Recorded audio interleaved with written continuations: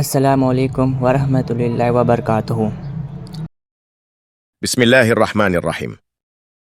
اور ہم نے کہا، اے آدم، تم اور تمہاری بیوی جنت میں رہو سہو اور خوب کھاؤ پیو جہاں سے تم چاہو، اور اس درخت کے پاس نہ جانا ورنہ تم ظالموں میں ہو جاؤ گے۔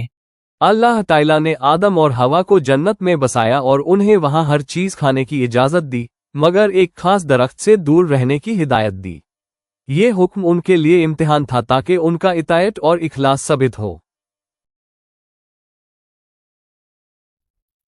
پھر شیطان نے درخت کے بارے میں دونوں کو لغزش میں ڈال کر جنت سے نکلوا دیا۔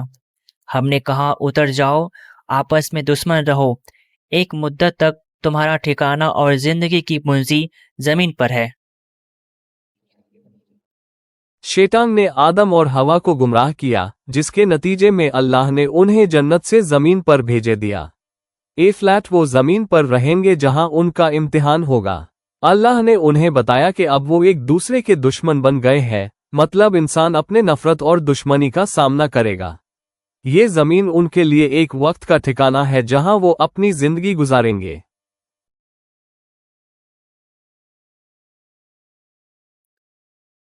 پھر آدم نے اپنے ہی رب سے توبہ کے کچھ الفاظ سیکھ لیے اور توبہ کی، تو اللہ نے ان کی توبہ قبول کر لی۔ وہ تو ہے ہی توبہ قبول کرنے والا اور بڑا ہی رحم کرنے والا۔ جب آدم نے اپنی غلطی کو سمجھا اور اللہ سے معافی مانگی تو اللہ نے اس کی توبہ قبول کی۔ یہ ہمیں سکھاتا ہے کہ اللہ اپنے بندے کی سچی توبہ کبھی نفرت سے نہیں دیکھتا بلکہ معاف کر دیتا ہے۔ انسان کو ہمیشہ اپنی غلطی ماننی چاہیے اور اللہ سے معافی مانگنی چاہیے۔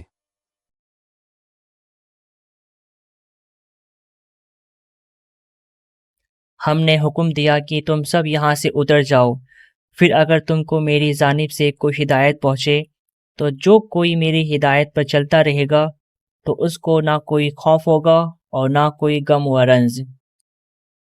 اللہ نے آدم اور ان کے اولاد کو زمین پر بھیجا اور کہا کہ اب ہر شخص اپنے عمل کا ذمہ دار ہے۔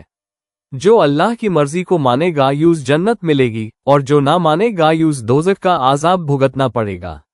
یہ دنیا امتحان کا میدان ہے جہاں ہر انسان کو اپنے عمل کا حساب دینا ہوگا۔